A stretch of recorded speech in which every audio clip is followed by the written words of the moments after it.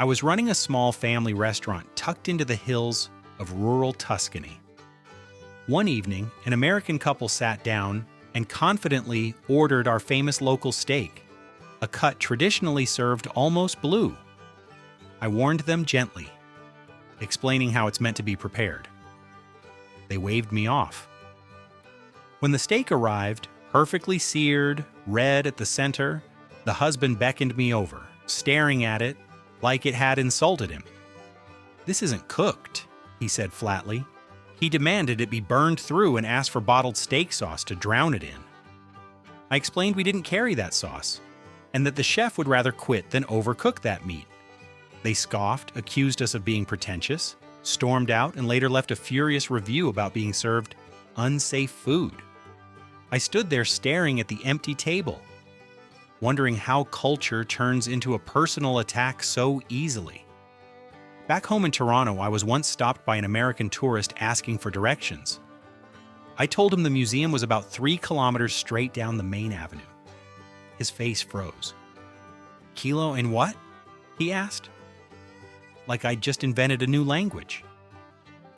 He wanted something normal, so I converted it into miles and even threw in an estimate using football fields for good measure. Only then did he relax. "See?" he said proudly. "Why can't everyone just use the regular system?" I smiled politely while mentally accepting that the metric system had personally offended him. While volunteering at the Anne Frank House in Amsterdam, I witnessed a moment that drained the air from the room. After the emotional tour, a young American man raised his hand and asked the guide, if it was so uncomfortable hiding there, why didn't they just order food delivery? The room went silent. The guide paused, then calmly explained that any outside contact would have exposed them to the people hunting them. The man shrugged, completely unmoved. I felt something heavy settle in my chest that no explanation could lift. In a German supermarket, I watched an American family at checkout. The cashier scanned items with lightning speed, sliding groceries down the counter. The family just stood there, frozen, not bagging anything. The line grew. The cashier gestured for them to pack their groceries. The woman snapped, "Why aren't you doing it for us? This is terrible service." They looked genuinely offended, as if efficiency itself was disrespectful. I remember thinking that sometimes competence feels like rudeness to the unprepared. A friend of mine guides tours in Rome. One day, an American tourist stared at the Pantheon and said, "It's nice, but have you seen the giant ball at Epcot? That one's better, and there's a ride inside." My friend inhaled slowly and explained that the Pantheon had stood for nearly 2,000 years as a revolutionary feat of engineering. The tourist shrugged, unconvinced. Theme parks, apparently, set the standard now. At a traditional Japanese hot spring, etiquette is sacred. You wash thoroughly before entering the communal bath. I watched an American man skip the washing area entirely and leap straight into the water with a loud splash. The elderly men soaking inside stared in unified horror before quietly exiting the bath together. The man grinned proudly, like he'd just improved the atmosphere. I sat there realizing how confidence can coexist perfectly with total obliviousness. While guiding a tour at a wildlife sanctuary in Australia, an American guest complained endlessly about bugs and heat. Then he asked, completely serious, "So where are the koalas that don't have diseases? I only want pictures with the clean ones." I explained carefully the reality of wildlife health and conservation. He shook his head. "Sounds like bad management." I stared at the eucalyptus trees, wondering when nature became a customer service issue.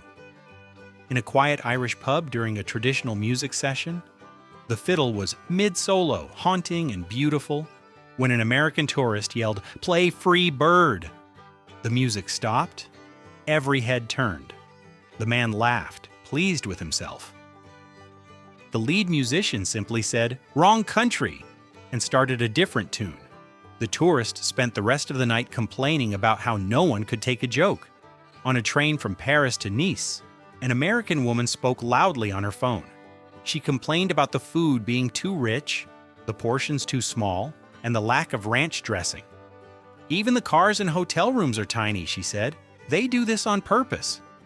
She stared out at the stunning countryside without a hint of appreciation. I watched the scenery roll by, feeling like it was being wasted on someone determined not to see it.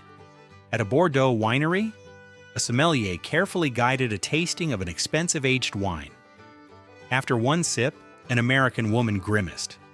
"It's bitter," she said, then pulled out a packet of sugar and stirred it into the glass. The sommelier froze. He looked like he'd witnessed a crime. After a long, silent moment, he simply walked away. I felt secondhand grief for that wine. In a cafe in Madrid, I overheard an American complaining about Spanish life. "We tried to shop at 3 in the afternoon and everything was closed," he said. "How does this country even function?" He called it lazy, insisting America's non-stop grind was superior. He had no idea that rest itself could be a cultural value. On a flight to Bangkok, the American next to me flipped through a travel guide and asked, "Do they have elephants in the city? I want to ride one from my hotel." I explained Bangkok was a massive modern city, not a jungle postcard. He looked genuinely disappointed, like reality had betrayed him. In a Prague hostel, a young American bragged about bargaining for beer. He proudly explained how he paid $2 instead of the local price. He didn't realize he'd insulted the bartender so badly the man didn't even argue. I watched him smile, unaware that confidence doesn't make a deal fair. At the Tower of London, an American asked a beefeater if the crown jewels were fake. "The real ones are probably kept in America, right?" The guide stared calmly and replied that Britain was perfectly capable of guarding its own treasures. The tourist still looked doubtful. Some myths die hard. While working at a hotel in Iceland during winter, I got a call at 2 a.m. An American guest complained his heater wasn't working. I checked his room and found the thermostat maxed out and the window wide open. He wanted fresh air. I explained that heaters lose battles against Arctic wind. He seemed offended by physics. In a Marrakesh market, an American woman tried photographing a man and his trained monkey. When he asked for payment, she scoffed. "This is for Instagram, it's exposure." She tried anyway, and he calmly turned away, covering the monkey's face. Her shock was almost impressive. At a slow-paced restaurant in southern Italy, an American family grew restless. After 2 hours, the father demanded the check. "In the States, we'd be done by now." The waiter smiled warmly and said the night was meant to be enjoyed. They didn't understand that relaxation wasn't a flaw. At the Vienna State Opera, a couple talked through the performance. When asked politely to be quiet, the American husband replied, "We paid for these seats. Freedom of speech." I sat there amazed that the concept of freedom had somehow swallowed basic manners. In the Scottish Highlands, an American suggested the locals try having a revolution and installing a president. The guide blinked and said they'd consider it. The silence afterward said everything. In a Paris bakery, an American pointed at a croissant and demanded a chocolate donut. When told they didn't sell donuts, he stormed out, offended by authenticity itself. In a Maasai village in Kenya, an American asked why they didn't build real houses with air conditioning. The elder replied calmly that their homes connected them to the earth. The tourist shook his head, calling it primitive. An American student in Spain complained that his host family ate dinner together every night. "They talk for hours," he said. "Why don't they just watch TV?"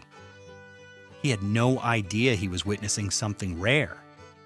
At Tokyo's fish market, an American asked a chef to cook premium raw tuna with butter. The chef silently turned away. No words were needed. At a pub quiz in England, an American argued that Sydney was Australia's capital. When corrected, he insisted the country was wrong. The pub collectively gave up. At a luxury restaurant in Tokyo, an American couple tried to tip heavily. The staff returned the money, embarrassed. The couple left muttering about people not accepting compliments. In Milan, an American ordered a large cappuccino in the afternoon, then asked for it to go. The cafe fell silent. She didn't notice. At the Berlin Wall Memorial, an American complained about graffiti. A German explained that the graffiti was the monument. They nodded, then went back to selfies. In London, American tourists cut a perfectly formed Q. When told politely about the line, one shrugged. The synchronized sigh from everyone else was unforgettable. In Pompeii, an American asked why the ruins weren't rebuilt to look new. The guide stared, stunned. At the Uffizi Gallery, American children ran and shouted. When asked to stop, the father suggested a kids' area. The guard walked away, defeated. Finally, at a German breakfast table, an American exchange student stared at bread and cheese in horror. "No cereal?" he asked. He couldn't imagine a world where his version of breakfast wasn't universal. I was running